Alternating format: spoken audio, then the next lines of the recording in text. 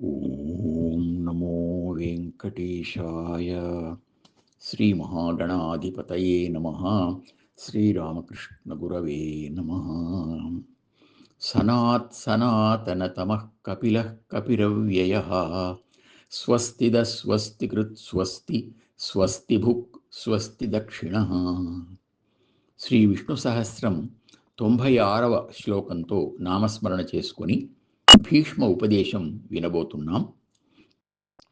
కపిల గోవుల ప్రత్యేకతను గురించి చెబుతూ భీష్ముడు ఇంకొక విశేషం ఉంది అని సుమిత్ర ఉపాఖ్యానాన్ని ఇలా వివరించాడు. త్రిశిఖరి అనే ఒక పర్వతం ఉంది. దాని ప్రక్కన కూలహ అనే పేరు గల నది ప్రవహిస్తూ ఉంది. దాని తీరంలోని అరణ్యంలో భృగు వంశీయులైన మహర్షులు కొందరు నివసిస్తూ ఉన్న సమయంలో వారిలో ఒకడైన సుమిత్రుడు ఒక ఓషధితో తన గోవును పోషించాడు. ఆ ఓషధి పేరు గోశర్కర. దాన్నతడు గొప్ప మహాత్ముని వల్ల సంపాదించాడు. ఆ ఓషధి ప్రభావంతో అది చక్కగా పెరిగి ఒక మిథునాన్ని, ఒక ఆవు, ఎద్దు, దూడలను ప్రసాదించింది. అలా క్రమంగా ఆ గోవులు కొన్ని వేలయ్యాయి. అతడు వాటిని సంరక్షిస్తూ లేగలు పాలు త్రాగగా తాను గోస్తన్యఫేనం అంటే ఆ పాల నురుగు త్రాగుతూ ఉండేవాడు. గౌతమ మహర్షి అది చూచి అతనికి ఫేనపుడు అంటే ఫేనం త్రాగేవాడు అని పేరు పెట్టాడు.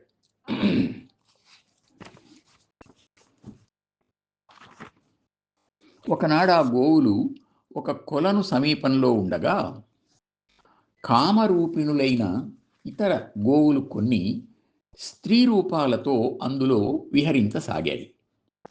మీకు ఈ రూపాలు ఎలా వచ్చాయి అని ఈ గోవులు అడుగగా అవి బ్రాహ్మణుల హోమక్రియలకు, అతిథి పూజలకు, ఆహారానికి మేము పాలు ఇస్తున్నాము, వ్యవసాయానికి మా పుత్రులను పంపుతున్నాము, ఆ పుణ్యం వల్ల మాకు ఈ విశేష శక్తి కలిగింది, మాకు కూడా గోలోకం సులభమే, అయితే మమ్మల్ని చూచి మీరు ఈర్ష్యపడతారు, మీకు దుర్గతి కలుగుతుందని ఈ విధంగా చెప్పవలసి వచ్చింది అని వివరించాయి. అది విని సుమిత్రుని గోవులు తమకు కూడా సద్గతి కలిగే మార్గం చెప్పమన్నాయి. రంతిదేవుడు 1000 ఏళ్లు చేసే యజ్ఞానికి బలి పశువులుగా మీరు వెళ్ళినట్లయితే మీకు గోలోకం సిద్ధిస్తుంది అని అవి తెలియజేశాయి. అది విని ఆ గోవులు అక్కడికి వెళ్ళడానికి ఉత్సాహపడ్డాయి. అప్పుడు వాటిలో ఒకటి, మనం సుమిత్రుని ధనం కనుక ఆయన అనుమతి తీసుకోకుండా వెళ్ళలేము, అందువల్ల ఆయనను మనతో పాటు గోలోకానికి తీసుకువెళ్ళాలి, ఎలా తీసుకువెళ్ళగలము అని ఆలోచించి ఆయన శరీరాన్ని ఇక్కడ తొలగించేస్తే అప్పుడు ఆయనకు గోలోకం సిద్ధిస్తుంది అని ఆలోచించారు. ఆ మాట ప్రకారం అన్నీ ఆయన్ను చంపాలి అని వెళ్ళాయి. కానీ ఆయన తేజస్సు చూచి తిరిగి వచ్చాయి.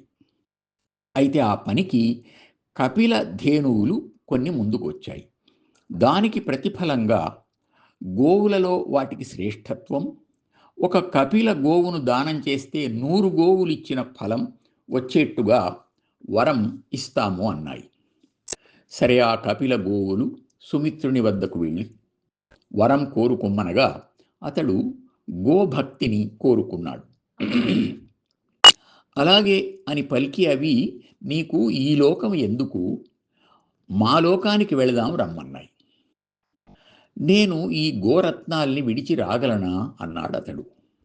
వెంటనే అవి అతన్ని ఆకాశానికెత్తి పడవేసి చంపి తక్కిన గోవులకు ఆ విషయం తెలియజేశాయి.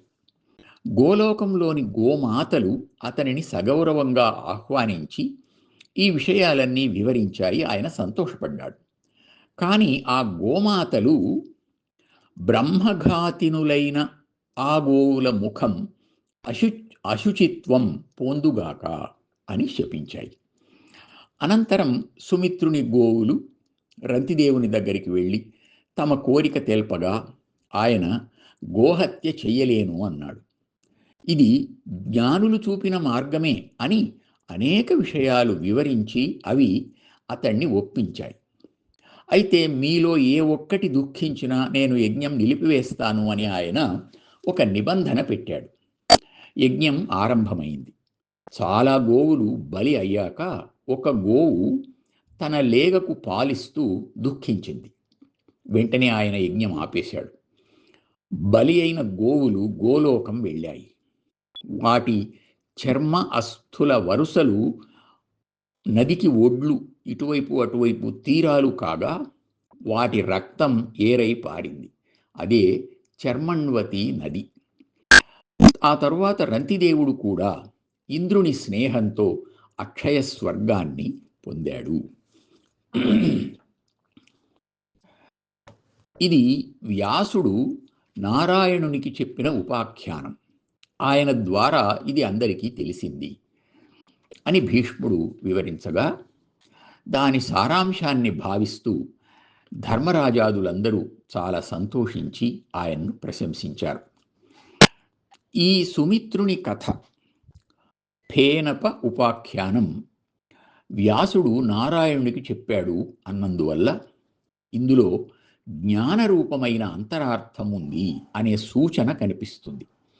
సుమిత్రుడు కేవలం భౌతిక దృష్టితో గోవులను పెంచి ఎద్దులను కూడా సంపాదించి ఆవు పాల నురుగును మాత్రమే గ్రహించగలిగాడు. వాటి శక్తి ఇంకా చాలా గొప్పది. వాటి నుండి వచ్చిన అన్ని పదార్థాలను యజ్ఞానికి, మోక్షసిద్ధికి వాడుకోవాలి. ఆ సత్యం గోలోక గోవుల వల్ల తెలుసుకొని సుమిత్రుని గోవులు తమకు రంతిదేవుని యజ్ఞ భాగస్వామ్యం కల్పించుకున్నాయి. సుమిత్రునికి కూడా అతని భౌతిక శరీరాన్ని తొలగించి గోలోక ప్రాప్తి కలిగించాయి. ఇలా కలిగించినవి కపిలధేనువులు. ఇవి రుద్రనేత్రం వల్ల, అంటే జ్ఞాననేత్రం వల్ల కపిలత్వాన్ని పొందినవి. అంటే గోవులలో జ్ఞానులు అన్నమాట. కనుకనే అవి సుమిత్రునికి గోలోకం ప్రసాదించగలిగాయి. భగవంతునికి ప్రీతి కలిగించేందుకు చేసే కార్యక్రమమే యజ్ఞం అని గోదానం తెలియజేస్తే, దీన్ని చెయ్యడం ముక్తిప్రదం అని కపిల గోదాన సారాంశం. ఓం నమో వెంకటేశాయ.